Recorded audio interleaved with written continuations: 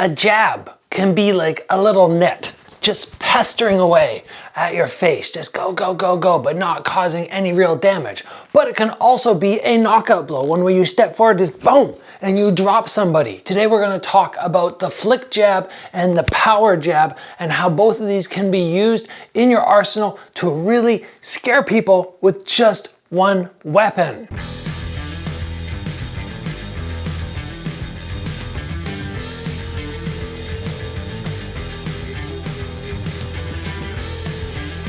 What's up guys, welcome back to the channel. Today we are focusing on what many boxers call the most important punch, the jab. But I'm not just explaining to you how to throw it. We're not going through a beginner technique-based tutorial. We're talking about how you can change this up from a speed little jab, what technical differences have to occur to use it as a flick, and then how you can still knock somebody out with the same technique. And this is something that beginners need to wrap their head around if you want to increase your skill set in martial arts. One technique, just like the jab, that seems the same, can be thrown in so many ways. There's something like, I don't even know, probably 10, 15 ways that I can utilize this lead arm straight up the middle. And when you start understanding that each technique has so many variations, you start really expanding your repertoire of attacks and just become so much more dangerous. So yes, we are talking about the jab. Now let's start with the flick. A little flick jab.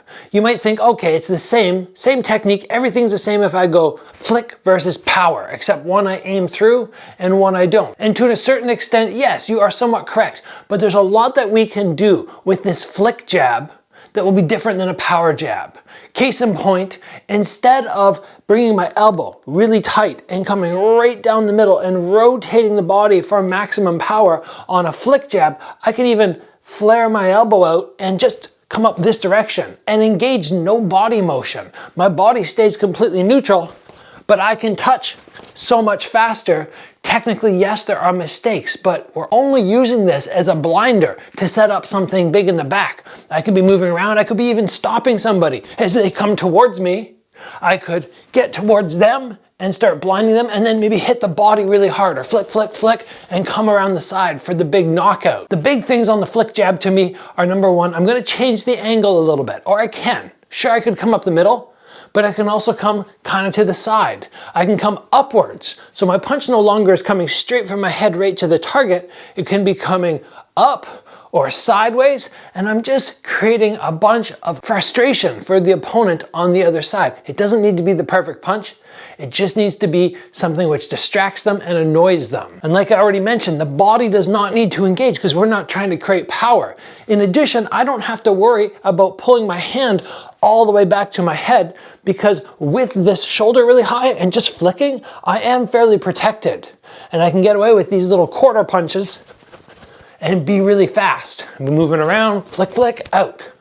Moving around, flick, flick, out. When would you want to use this? What is the right time, the appropriate time to flick a jab? Well, the very first thing that you're going to be looking for is somebody who's fairly stationary. I think if their feet are stationary and you're able to get this up in their face, constantly pepper away at them, it's going to be frustrating. In addition, if they have that Dutch guard and you're tapping, tapping, tapping away, it's going to be difficult for them to get those counters going.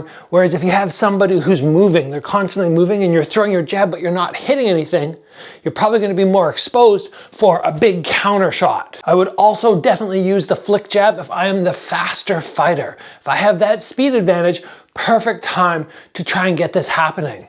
However, the power jab is fantastic as well. There are so many ways that we can make this basic entry-level punch something which will drop people. First and foremost, now we're not going to be worrying about the flick where we lift our elbow or we don't engage our body. We need proper technique. We need to rotate completely and aim straight through that target. And for the power jab, we're even allowed to load up. We don't need to necessarily keep this hand in front. We could shift our body just as we would on a big left hook, but come, boom, right with the jab. A little rotation, boom, right with the jab. Aim through, move forward. You're going to create a lot of power off this simple punch. The power jab, in my opinion, is best utilized if you change up how hard you hit. So if I'm always going full power, full power, this guy's gonna start respecting this a lot. But if I can go from doing some little flick things, move my shoulders around, flick, flick, and then when I get here,